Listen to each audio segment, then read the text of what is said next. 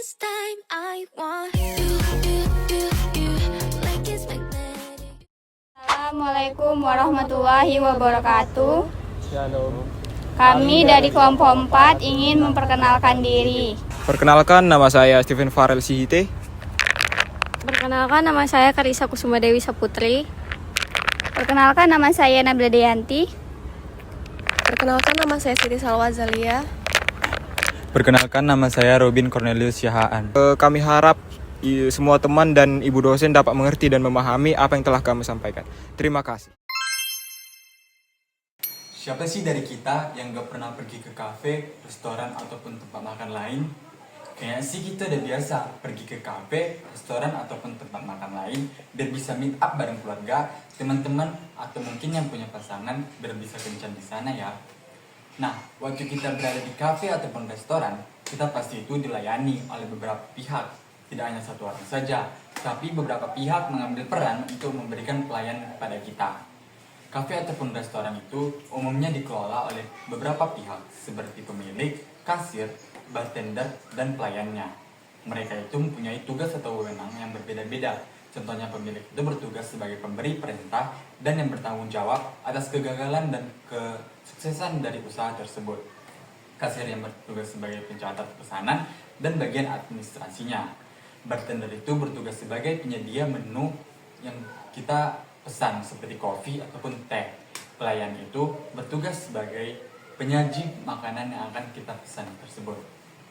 Nah, walaupun tugas atau wewenang mereka berbeda-beda, mereka itu tetap memiliki tujuan yang sama, yaitu untuk memberikan pelayanan yang top dan juga memajukan usaha mereka tersebut. Individu-individu yang terkait di dalam organisasi ataupun kelompok di kafe ataupun restoran tersebut merupakan contoh dari kelompok kerja yang sederhana yang akan kami bahas pada materi ini. Secara simpel, kelompok kerja ataupun work group berupa kumpulan dari 2 atau lebih orang yang saling berinteraksi dan bekerja sama satu sama lain dalam melakukan tugas atau wewenang yang berbeda-beda, tetapi tetap memiliki tujuan yang sama. Dalam hal keorganisasian, kelompok kerja dalam organisasi berarti kelompok yang terdiri dari individu-individu dalam organisasi yang dibentuk oleh organisasi untuk melakukan pekerjaan dan tugas yang terkait dengan tujuan organisasi tersebut. Saat kita berada pada kelompok kerja, kelompok individu-individu itu diharapkan untuk bisa saling mengenali satu sama lain dan mampu bekerja sama sebagai kelompok di dalam kelompok kerja tersebut. Mereka juga harus bisa membedakan mana yang anggota dan bukan yang anggota kelompok kerja. Kita semua harus tahu nih guys, untuk membuat suatu kelompok kerja ataupun melakukannya, kita harus memenuhi 4 syarat berikut. Syarat yang pertama yaitu para anggota harus memiliki hubungan yang erat yang membuat mereka saling bergantung satu sama lainnya untuk melakukan ataupun menyelesaikan suatu kegiatan. Dengan adanya ketergantungan ini, kolaborasi dan kerjasama akan menjadi lebih efektif karena setiap individu akan melakukan ataupun menyelesaikan suatu kegiatan sesuai dengan keinginan, sesuai dengan keahlian dan perannya masing-masing. Yang kedua yaitu para anggota harus bisa saling berinteraksi dan bekerja sama dengan baik satu dengan yang lainnya. Interaksi yang baik ini mampu menciptakan komunikasi yang jelas, mengurangi kesalahpahaman dan menciptakan koordinasi dengan kerjasama yang solid mampu mengoptimalkan pemanfaatan potensi masing-masing dan juga pemecahan masalah dan meningkatkan produktivitas secara keseluruhan. Yang ketiga yaitu para anggota harus bisa berinteraksi yang memengaruhi satu dengan yang lainnya, yang dimana interaksi yang mengaruhi satu sama lain ini akan secara lebih positif, yang dimana mereka akan meningkatkan kreativitas, motivasi, dan pemikiran kritis setiap kelompok. Selain itu, ini juga mampu membantu mereka untuk belajar dari pengalaman, perspektif, serta keterampilan satu dengan yang lainnya sehingga meningkatkan kolaborasi dan hasil kerja yang maksimal. Yang keempat dan yang terakhir yaitu tujuan dari setiap anggota haruslah sama, yaitu untuk menyelesaikan suatu pekerjaan dan menyiapkan hasil akhir, yaitu hasil laporan. Mereka diminta untuk bisa berkontribusi dengan secara efektif untuk mencapai target pasar dan menyelesaikan suatu pekerjaan sesuai dengan perannya, dan juga untuk menyiapkan hasil akhir dengan baik, yaitu menyiapkan hasil laporan yang akan bermanfaat bagi setiap anggota kelompoknya. Keunggulan kompetitif kelompok kerja. Yang pertama adalah peningkatan performa dengan memanfaatkan sinergi. Contohnya seperti tim yang terdiri dari programmer, desainer, dan analisis data bekerja sama untuk menghasilkan aplikasi dengan performa yang lebih baik karena mereka saling mendukung dan berbagi pengetahuan. Yang kedua adalah pekerja dalam kelompok memiliki kesempatan untuk menghasilkan output yang lebih banyak atau lebih baik daripada pekerja yang terpisah. Contohnya adalah programmer yang bekerja sendiri mungkin hanya bisa menyelesaikan satu fitur dasar aplikasi. Namun dalam tim, aplikasi tersebut juga memiliki desain yang menarik dan dilengkapi analisis pengguna yang lebih dalam. Yang ketiga, merupakan anggota yang memperbaiki kesalahan orang lain dan membawa ide-ide baru. Contohnya seperti jika seorang programmer membuat kesalahan dalam coding, anggota lain dalam tim dapat membantu menemukan dan memperbaiki kesalahan tersebut, serta memberikan ide baru untuk fitur aplikasi. Keempat adalah masalah keamanan, peraturan, dan biaya teratasi. Contohnya adalah masalah biaya pengembangan bisa diatasi karena tim yang terlibat bekerja secara efektif dan kolaboratif sehingga dapat menghemat waktu dan sumber daya. Yang kelima adalah kelompok lintas fungsi menyediakan berbagai macam keterampilan yang dibutuhkan. Contohnya seperti tim lintas fungsi yang terdiri dari desainer, programmer, dan manajer produk membawa berbagai keterampilan untuk menyelesaikan tugas yang membutuhkan pendekatan. Yang keenam adalah kelompok yang terdiri dari anggota departemen yang berbeda. Contohnya, tim ini melibatkan anggota dari departemen desain, pengembangan, dan pemasaran untuk menghasilkan aplikasi yang siap dipasarkan. Yang ketujuh adalah inovasi individu jarang memiliki berbagai macam keterampilan yang dibutuhkan kelompok melakukannya. Contohnya seperti programmer sendiri mungkin ia tidak memiliki semua keterampilan untuk membuat aplikasi yang sempurna. Namun dalam kelompok, inovasi tersebut terus berkembang karena mereka saling melengkapi. Yang kedelapan adalah anggota kelompok juga mengungkapkan kekurangan dan mengembangkan ide-ide baru. Contohnya seperti saat desainer melihat bahwa user interface kurang menarik, ia dapat mengusulkan perubahan. Dan tim bekerja untuk mengimplementasikan ide baru yang lebih baik. Yang kesembilan atau yang terakhir adalah anggota kelompok seringkali lebih termotivasi dan puas daripada individu.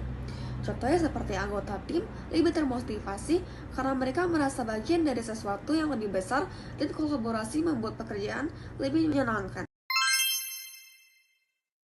Jenis kelompok kerja terbagi menjadi 4. Yang pertama adalah pemecah masalah.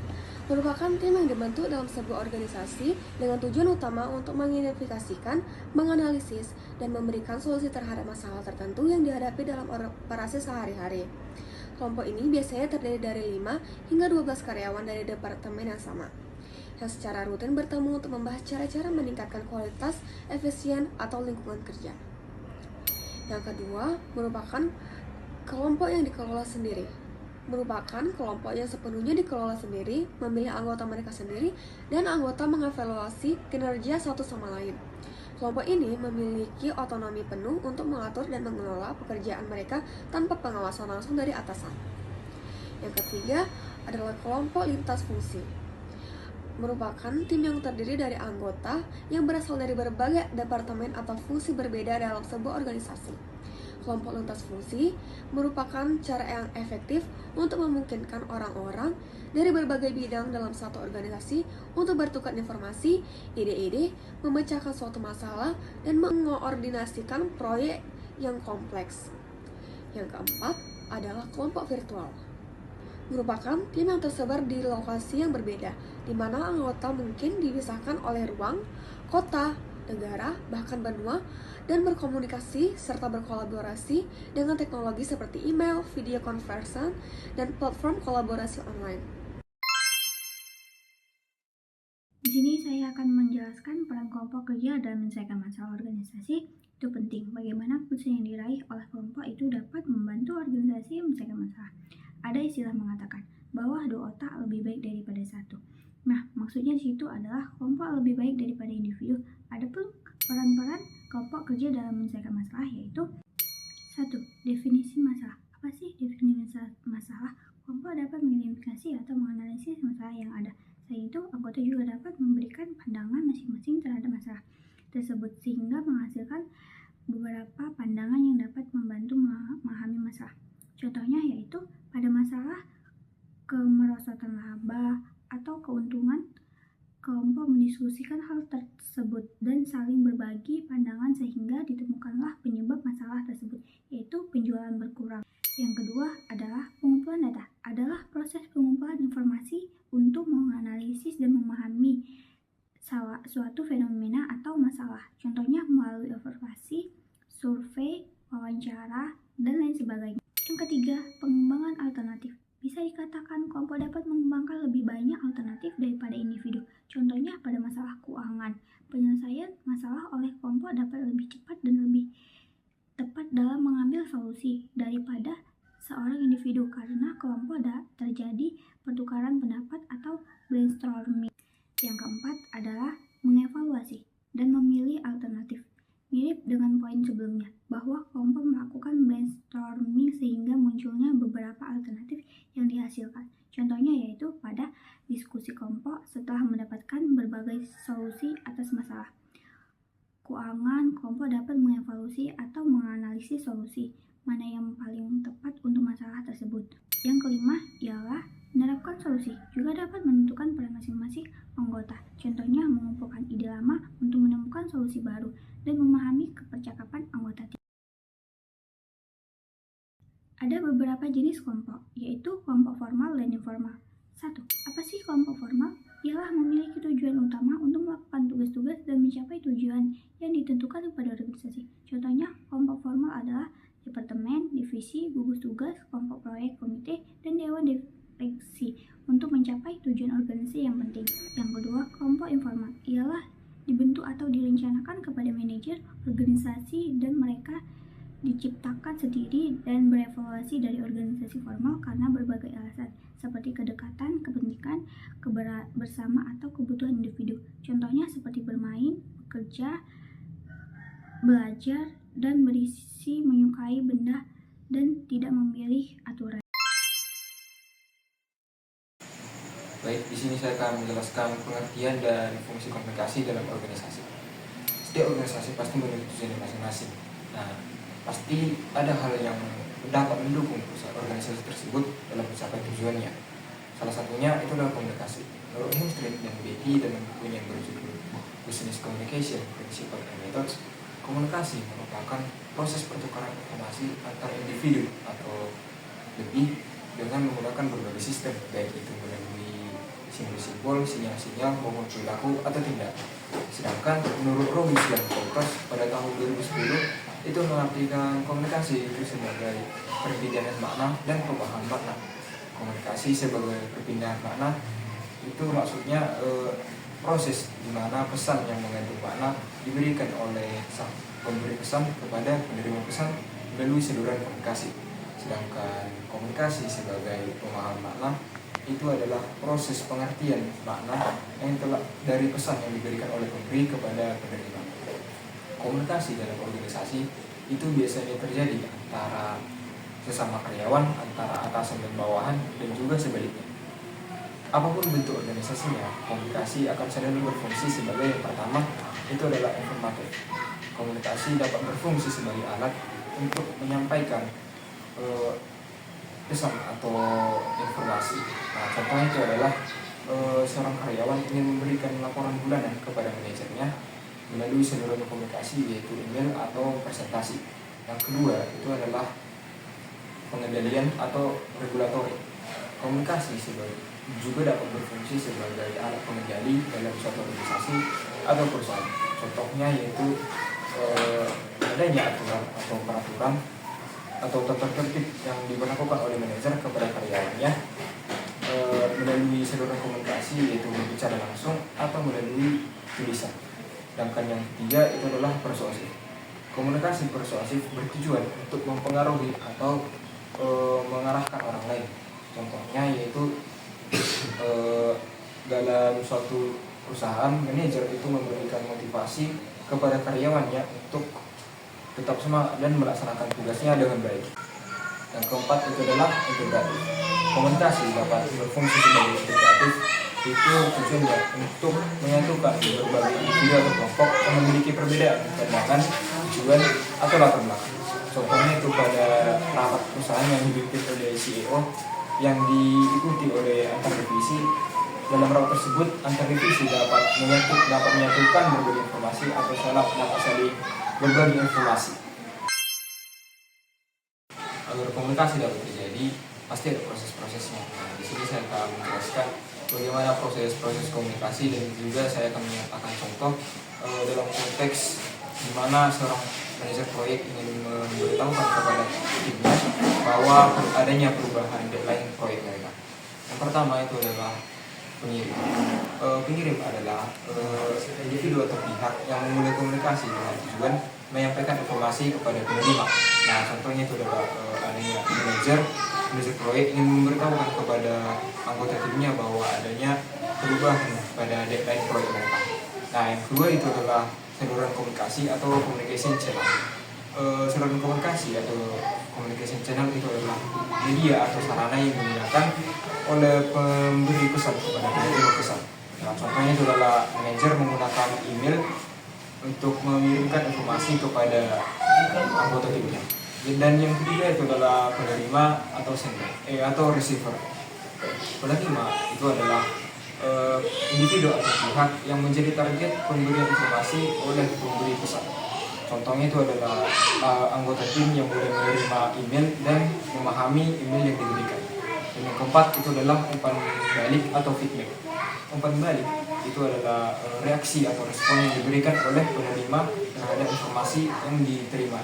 Contohnya itu adalah anggota tim yang mulai setelah memahami pesan tersebut, anggota tim akan memberikan pertanyaan mengenai klarifikasi lebih lanjut tentang pergantian atau perubahan deadline proyek mereka.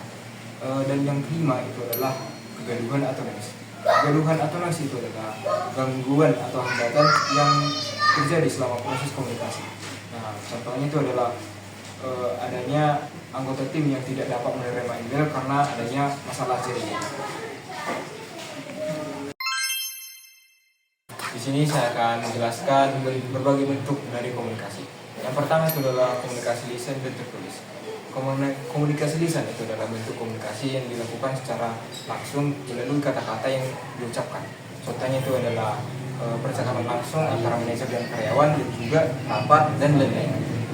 Sedangkan komunikasi tertulis itu adalah komunikasi yang dilakukan secara tertulis. Contohnya itu adalah laporan bulanan yang diberikan karyawan kepada manajer.